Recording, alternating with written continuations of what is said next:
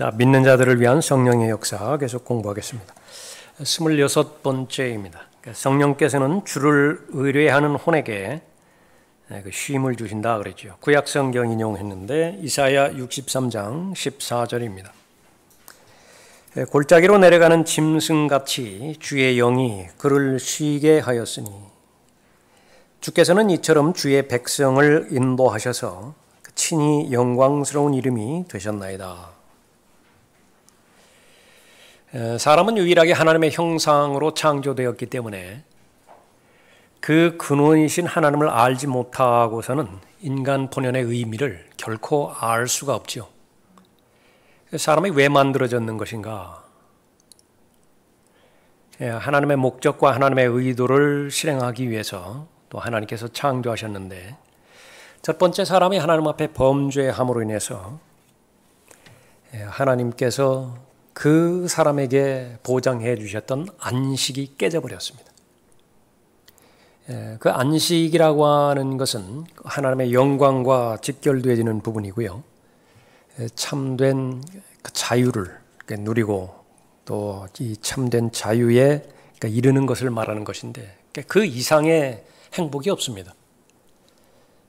복지하지만은 그 상태가 이루어졌다 그러면 최고의 만족을 누리는 것이지요. 왜냐하면 하나님과 동행하는 것인데 하나님과 교통하는 것이지요. 교제하는 것입니다. 그럼 하나님께서 마련해 주신 모든 복들 가운데 불필요한 복은 없습니다. 모든 필요한 것들이 다 채워져 있는 부분이기 때문에요. 만족하는 것이죠. 그러나 그 죄가 이제 들어오게 되었을 때에 그 안식이 깨져버렸고 그 이후로는 고통의 연속입니다. 이마에 땀을 흘려야 먹을 것이 마련되어지는 것을 포함해서 이제 죄라고 하는 폭군, 죄라고 하는 악한 주인을 섬길 수밖에 없는 그런 타락한 그런 그 상태에 빠져들게 되었죠. 하나님께서 구원해 주신 것은 바로 처음에 보장해 주셨던 그런 안식을 회복시켜 주시고자 하였던 것입니다. 그 역할을 성령 하나님께서 허락해 주시는 것입니다. 골짜기로 내려가는 짐승같이 주의 영이 그를 쉬게 하셨으니 쉼의 주체는 내가 아니에요. 하나님께서 나를 쉬게 하셔야 됩니다. 하나님께서는 목자가 되시고요. 구원받은 하나님의 자녀들은 양이라고 그렇게 비유하면서 말씀하셨는데 구약에서도 말씀하셨고 신약에서도 다 말씀하셨습니다. 그래서 푸른 초장을 확보하고 인도해 주시는 주체는 내가 아니에요. 하나님이시죠. 잔잔한 물가로 인도하시는 분, 우리의 목자가 되시는 분이십니다. 내가 순종하면 그렇게 되겠죠. 하나님께서 얼마만큼 이 안식에 대해서 중요하게 여기시는 것인가? 그것은 이스라엘 민족의 전체 역사를 통해서도 알 수 있습니다. 히브리서 3장 보겠습니다.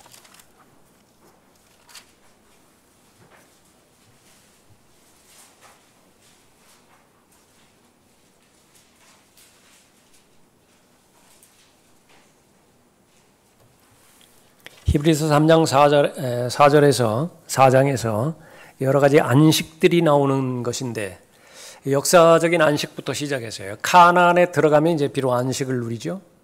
그럼 이스라엘 민족, 이스라엘 국가가 누리는 그런 안식입니다. 이를 토대로 해서 그리스도 안에 들어오게 되어졌을 때에 믿는 자들이 누리는 안식도 있습니다. 그 동일한 다 안식이지만은 주체가 모두 하나님이시기 때문에 그렇죠. 그런데 이 안식의 주체는 바로 성령 하나님과 직접적으로 연결되어 있다는 사실을 알 수 있습니다. 7절에 보면 3장 7절에 그러므로 성령께서 말씀하시기를 오늘 너희가 그의 음성을 듣거든 경노의 때 곧 광야에서의 시험의 날과 같이 너희 마음들을 완악하게 하지 말라.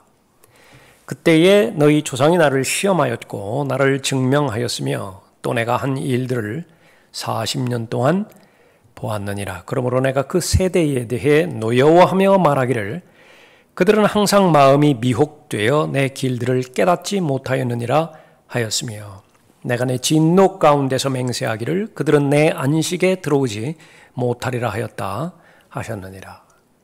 이게 목적인 안식이에요.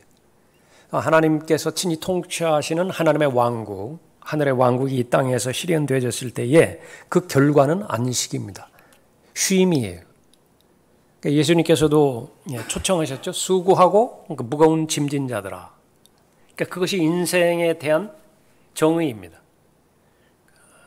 형편과 상황과 환경은 다 다르다 하더라도 분명한 사실은 모두가 다 짓눌려 있다라고 하는 사실이죠. 수고해요. 무거운 짐을 지고 현재 고통 가운데 있습니다. 해결책은 무엇인가? 내 노력으로 수고를 해결할 수 없어요. 아무리 돈을 많이 벌어본들, 아무리 높은 권세를 얻어본들, 아무리 오래 살려고 최선의 방법을 다해 본들, 예수님께서 말씀하신 그 범주에서 벗어나지 못합니다. 여전히 수고할 것이고요. 또 여전히 무거운 짐을 지고 고생할 것입니다. 해결책은 무엇입니까? 그것은 바로 쉼 자체이신 예수 그리스도께 오는 것이 다 내게로 오라. 모든 것을 다 쉬게 하실 텐데 특별히 사람은 영적 존재이고 혼적 존재이죠. 몸이라고 하는 것은 물질로 이루어져 있기 때문에 사람이 자신의 정체성에 대해서 알지 못했을 때, 다시 말하면 혼적 존재를 인식하지 못해요.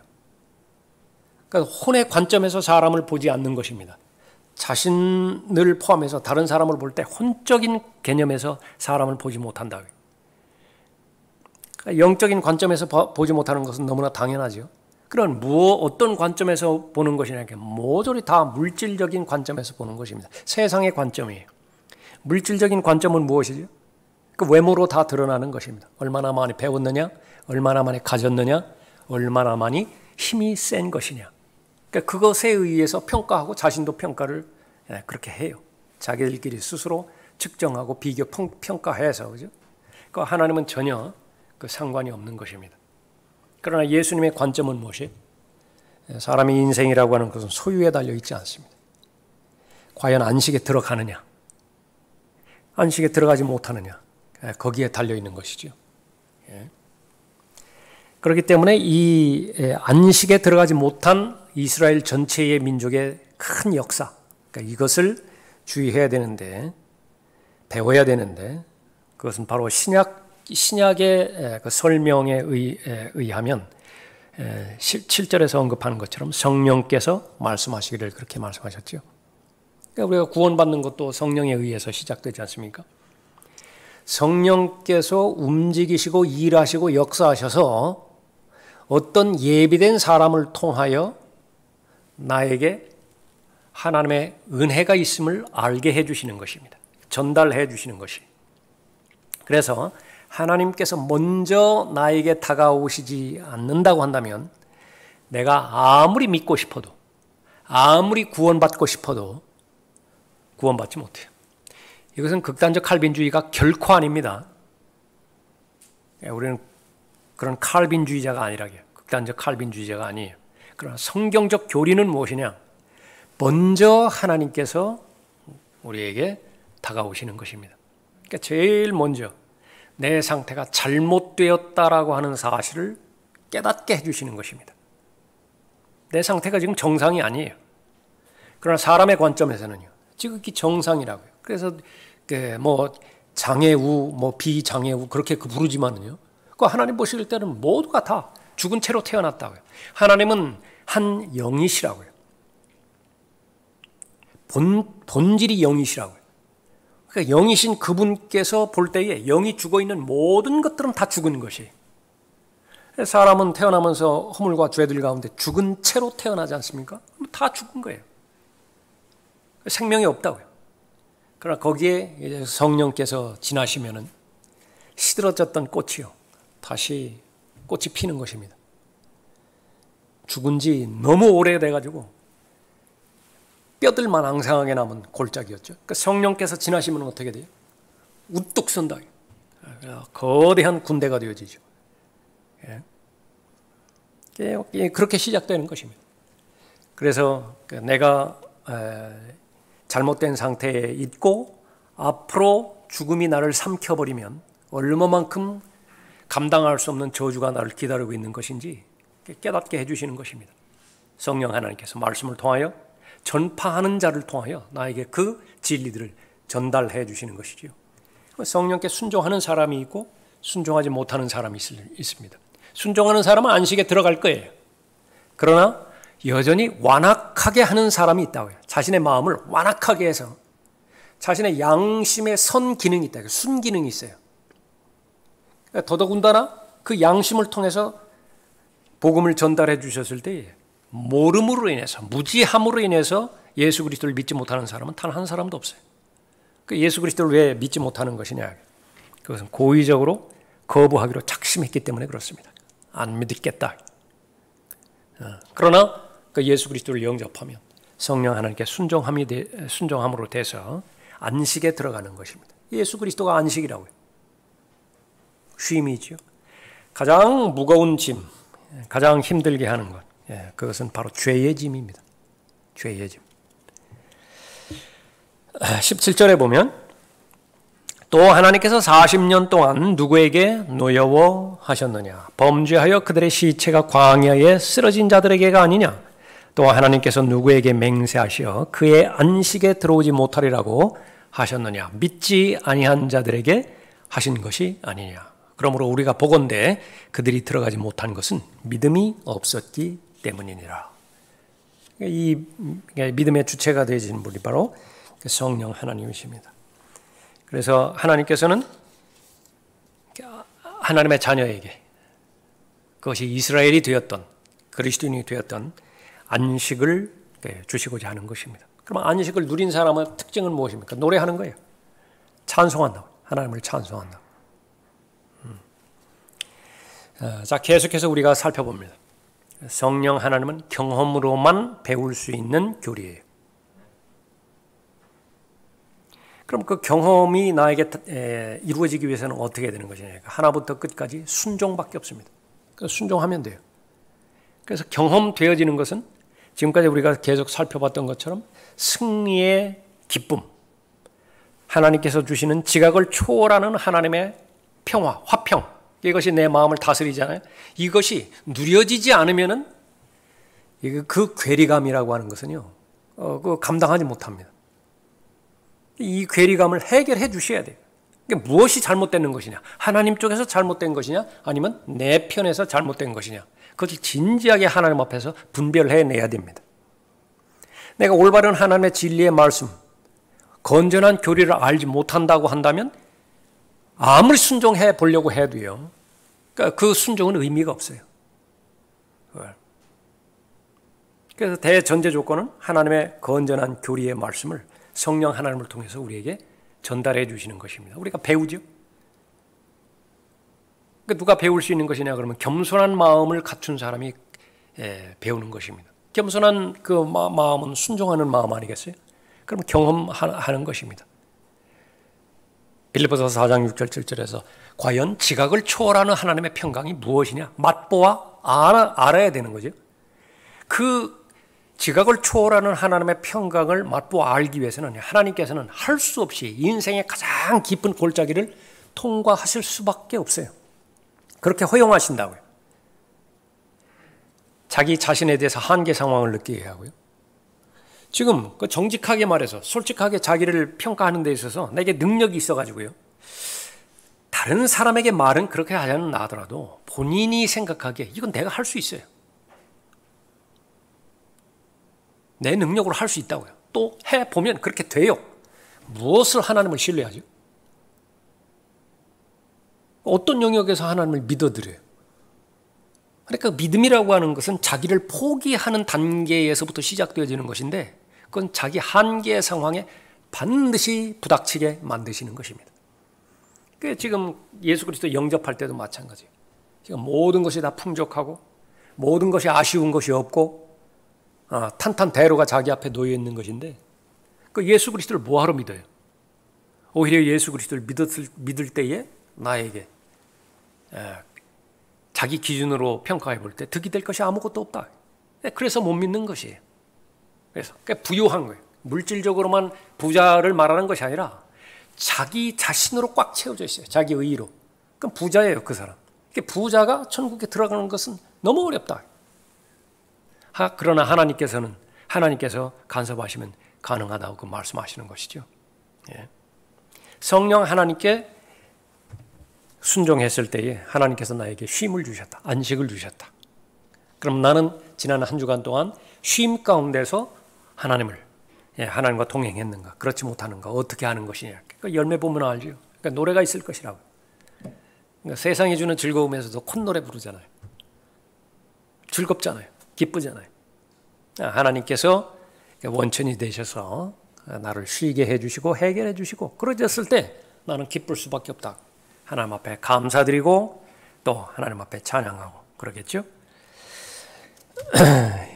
로마서 8장 1절에서도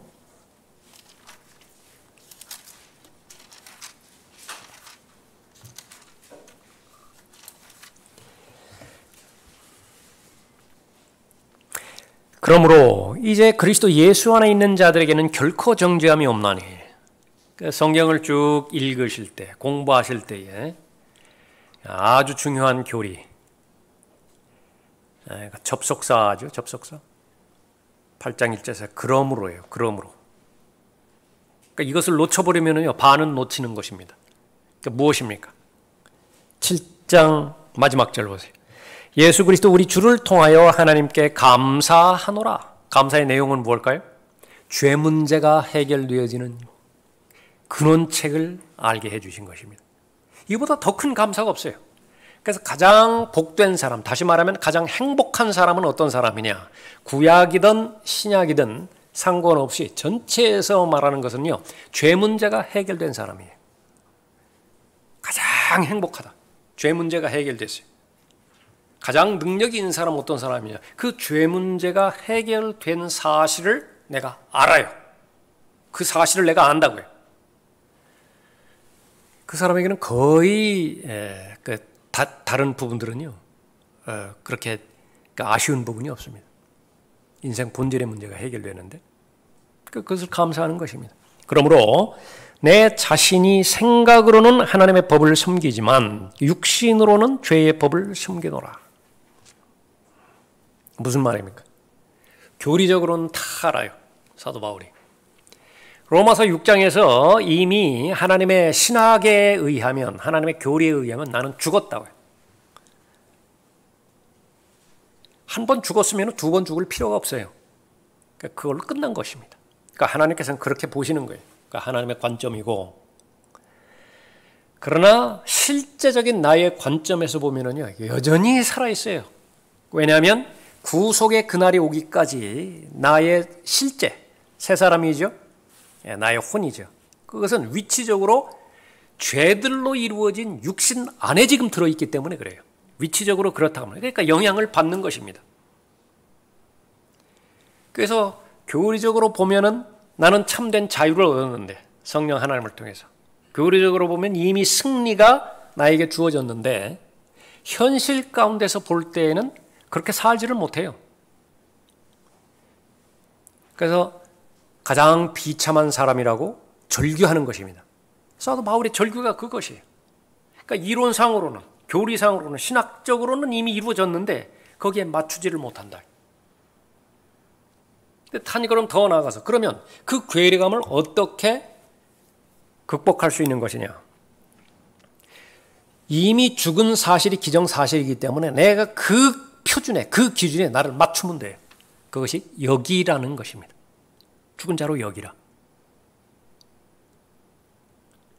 그것은 자신의 몸을 쳐서 복종시키는 것이고요. 그래서 사도 바울은 최소한 하루에 한 번 복명복창하는 사실이 있는데 나는 매일 죽노라. 확인해야 돼. 계속 확인 사살한다. 그런데 그 전체의 영역이 누구의 도움에 의해서 가능한 것이냐면 성령 하나님의 도움에 의해서 가능한 것이. 예.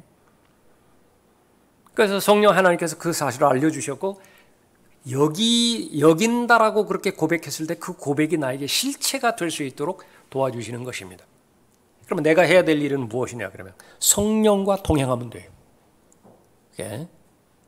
그 사실을 성령 하나님부터 통해서 알려주신 것이죠. 그러므로 내 자신이 생각으로는 하나님의 법을 섬기지만 육신으로는 죄의 법을 섬기노라. 그럼 결론은 어떻게 내야 될 것이에요? 그래서 그러므로가 나왔다.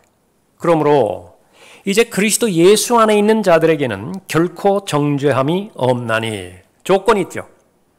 정죄함이 없을 조건이 있다고요. 그 조건은 무엇이에요? 그들은 육신을 따라 행하지 아니하고 성령을 따라 행하느니라. 그러니까 구원 받은 것으로 다 해결되는 것이 아니라 구원 받은 상태에서는요 포지션만 해결됐다고요. 자신의 신분만 해결된 거예요. 그러나 성경에서는 분명하게 두 영역을 나눕니다. 하나는 신분의 영역이 있고, 신분의 영역은요 이것은 과정이 아니에요. 과정이. 이거는 즉각적으로 순간적으로 이루어지는 것입니다. 하나님의 아들이 되는 권세를 갖는 것은 순간적이라고요.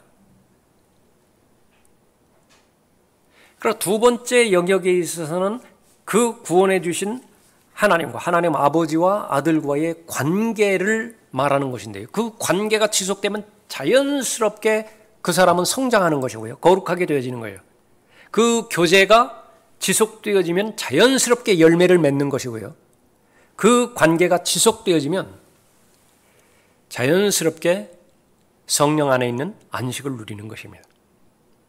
그런데 그러지 못할 수도 있다라고 하는 것을 이제 성령 하나님께서 가르쳐 주시는 것이에요.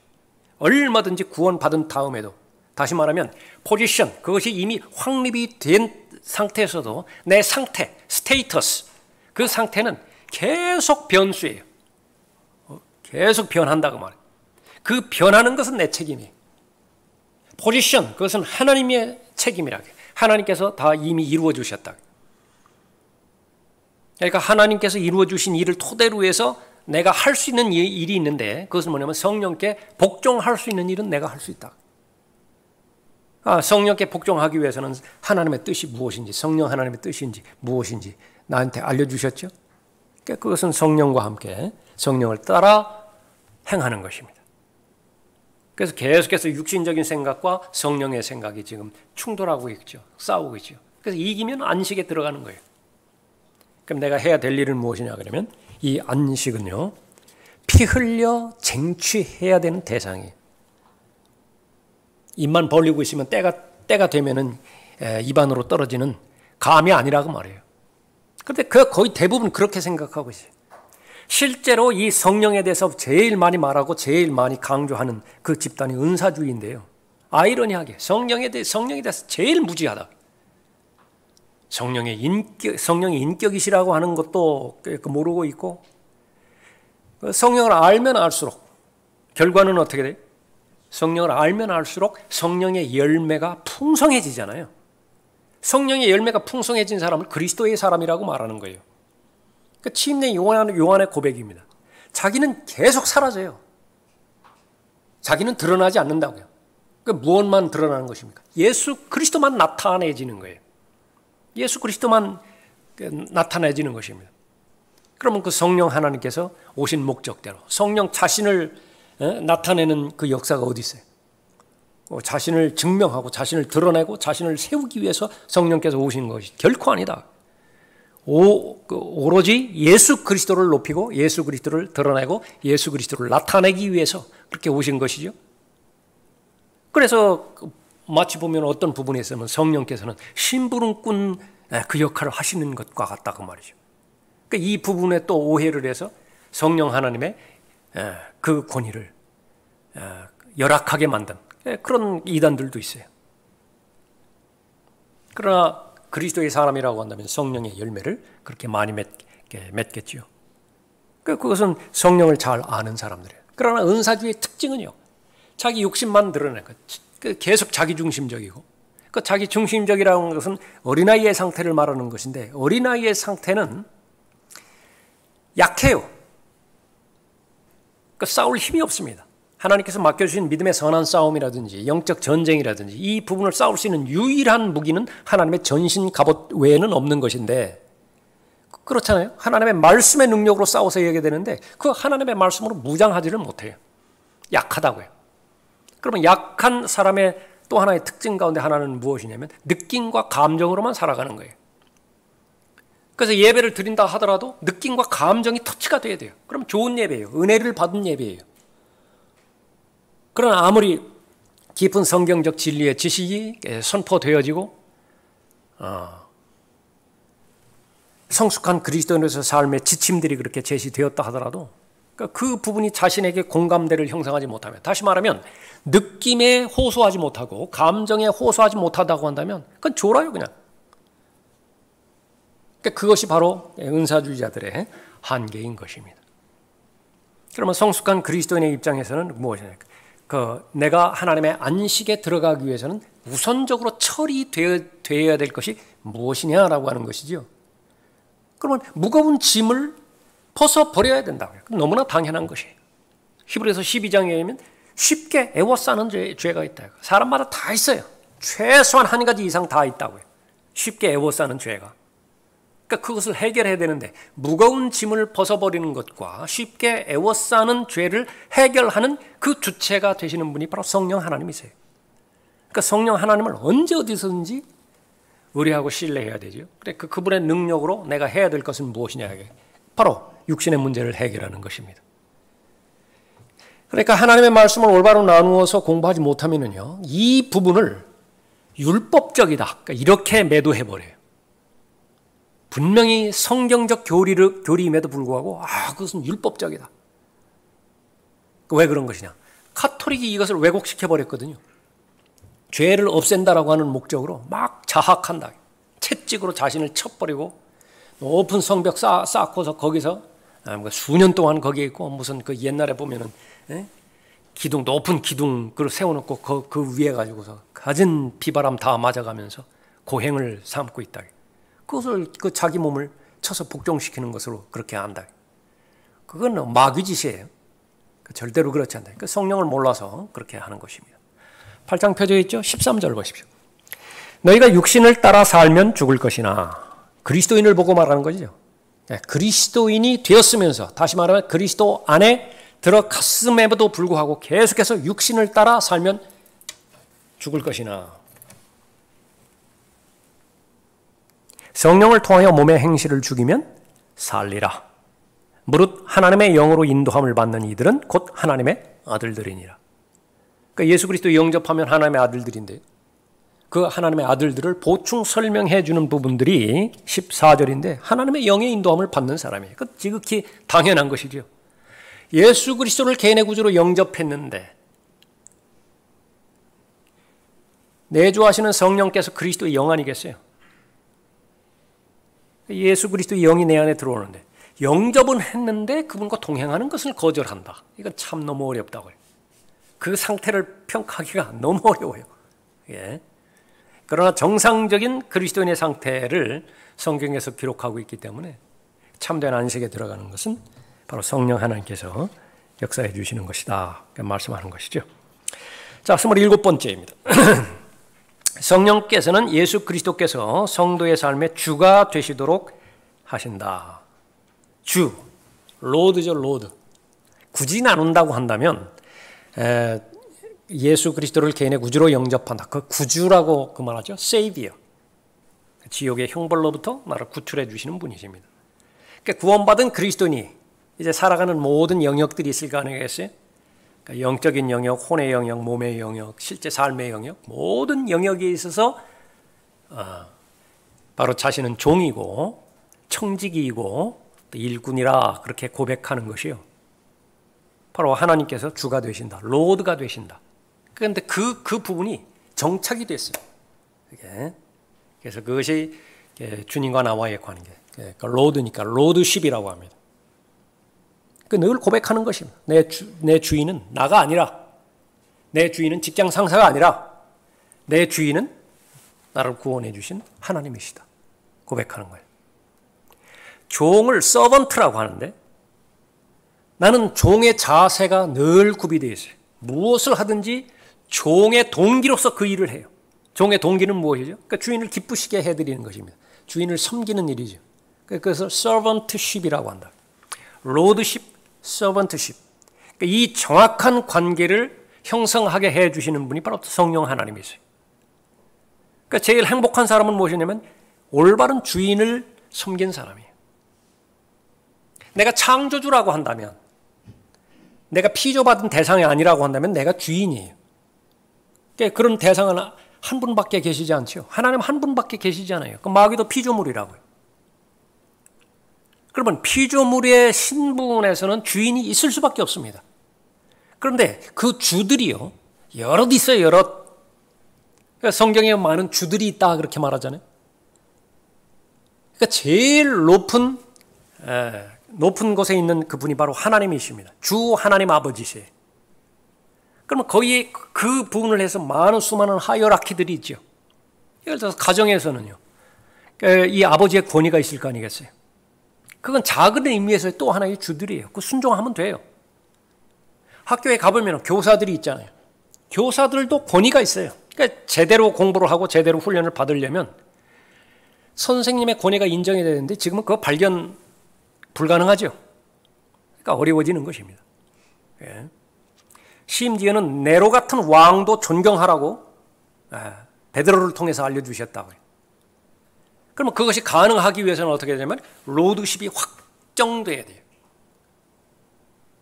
그러니까 사도행전에 보면은 그러한 하나님께서 세우신 권위들이 있고 또 하나님 자체가 권위가 되시는 것인데 이것이 조화를 이룰 때는 아무 문제가 없어요. 그러나 충돌이 될 때는 어떻게 되느냐 그러면 바로 상위, 권위, 거기에 순종하면 되는 것입니다. 예수 그리스도를 전파하지 말라고 그렇게 방해하고 박해했을 때 그걸 들을 사도들이 아니었다. 그러니까 그런 그 관계들이 잘 형성이 되어지는 거죠. 12절 고린도전서 12장 3절의 말씀이죠. 그러므로 내가 너희에게 알게 하노니 하나님의 영으로 말하는 사람은 누구라도 예수는 저주받았다고 말하지 아니하며 또 성령에 의하지 아니하고는 누구라도 예수를 주라고 말할 수 없느니라. 참 중요한 말씀입니다. 그러나 이제 이 성령 하나님에 대해서 잘 알지 못할 경우에는요, 상당히 많은 기간 동안 내가 결정해서 예수 그리스도를 주라고 시인하고 내가 결정해서 순종하고 그런 것으로 그렇게 안다고 말이에요. 그러나 나중에 세심하게 이렇게 살펴봤을 때는요, 나 혼자 걸어온 것 같았지만 뒤돌아켜 보면은요, 거기에 발자국 또 하나 있다고요.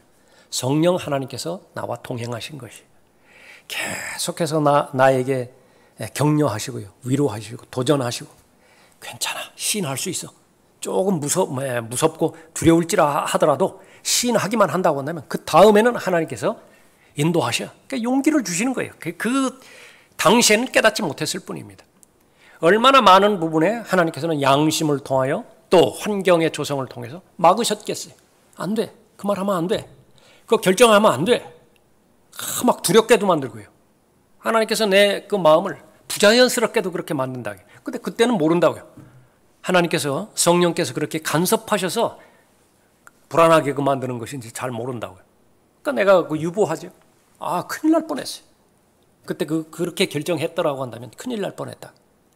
그렇게 도우시는 분이 바로 성령 하나님이십니다. 그래서 여기서 말하는 그 부분들이요, 하나님의 영으로 말하는 사람, 또 성령에 의하지 아니하고는 이 부분들을 내 마음에 되새긴다고 한다면 자연스럽게 겸손한 사람이 돼요.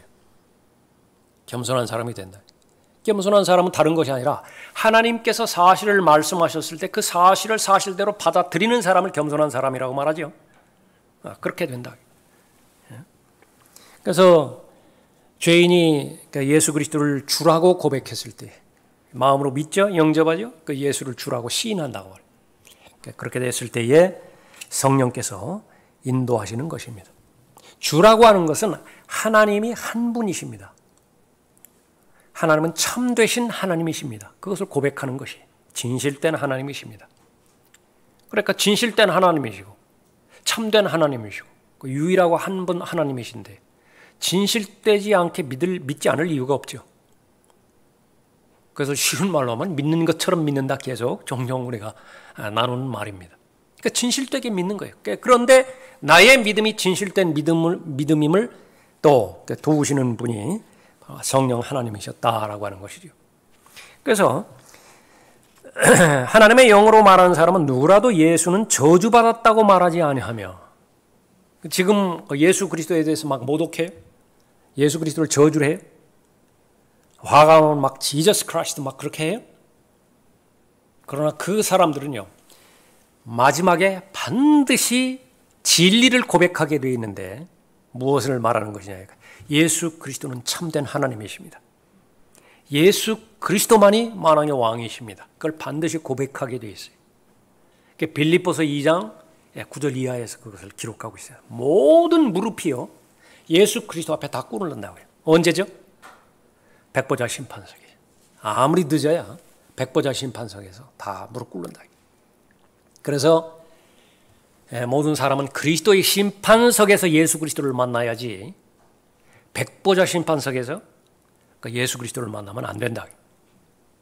그래서 그 목적으로 우리는 계속해서 부지런히 전파하는 것이죠.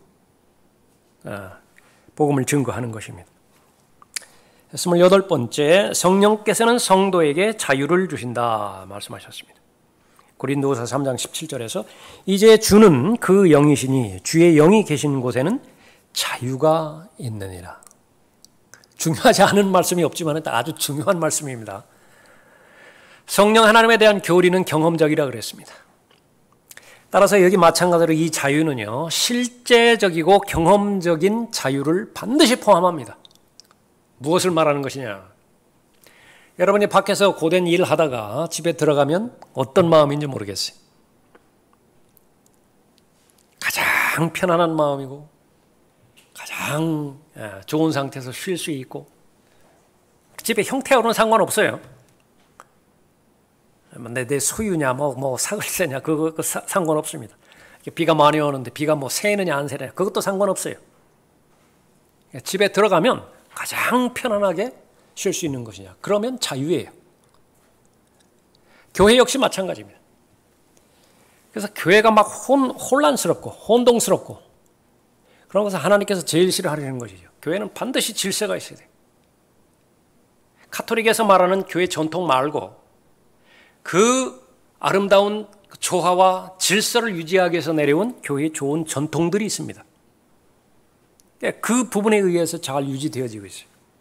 그러면 무엇을 하든지, 경배를 드리든지 성경을 가르치든지 배우든지 무엇을 다양하게 주신 은사대로 섬기든지 밖에 나가서 구령하고 또 거리 설교하든지 성도 간의 교제가 하든지 거기에는 자유가 있어요.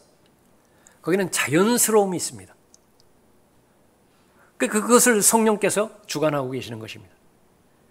그런데 가정이 들어갔는데 밖에서도 힘든데 안에 들어가서도 또 힘들어요. 거기에는 막 억압이 있고요.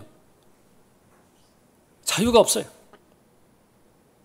교회도 역시 마찬가지라고 생각한다고 한다면 그것은 사람들은 모두가 다 그런 그 영적인 부담감이 있기 때문에, 그러니까 부담 가운데서 막 교회를 출석한다.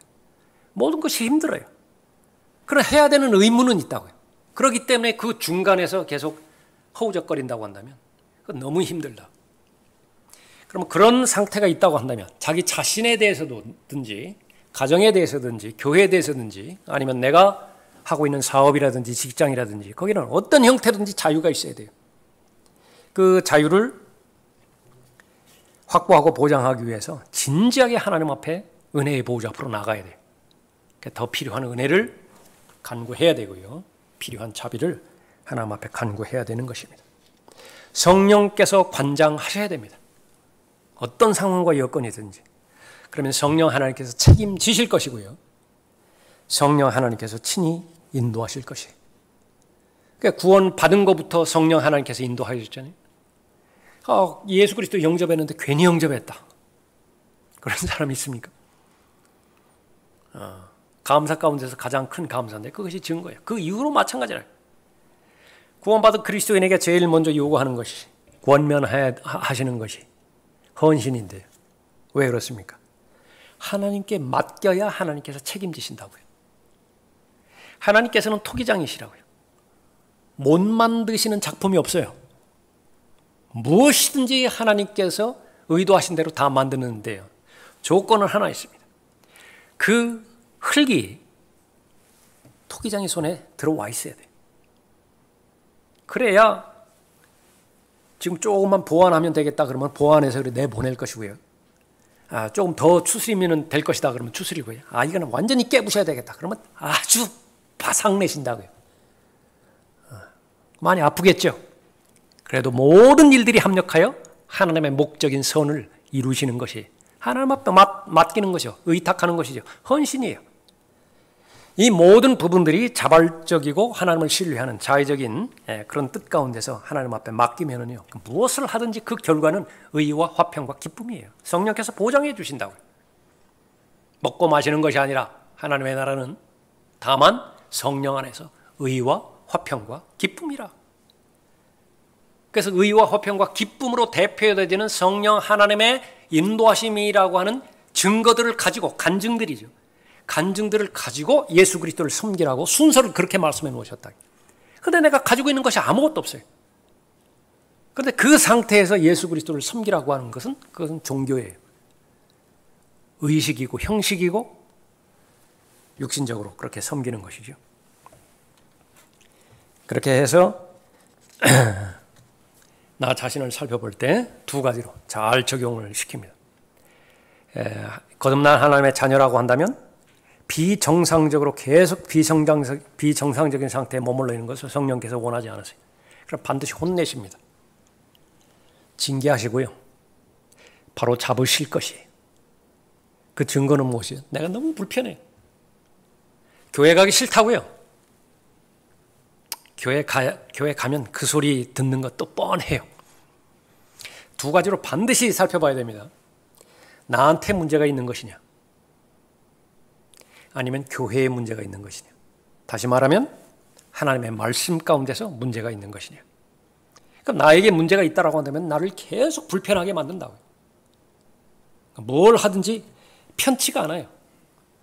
그러나 말씀 가운데서 보장해 주시는 것은 성령 안에 있고 성령과 동행하면 지각을 초월하는 하나님의 평강으로 내 마음이 통치될 것이라고, 다스릴 것이라고 약속해 주셨는데 그 말씀이 나에게는 이루어지지 않는다.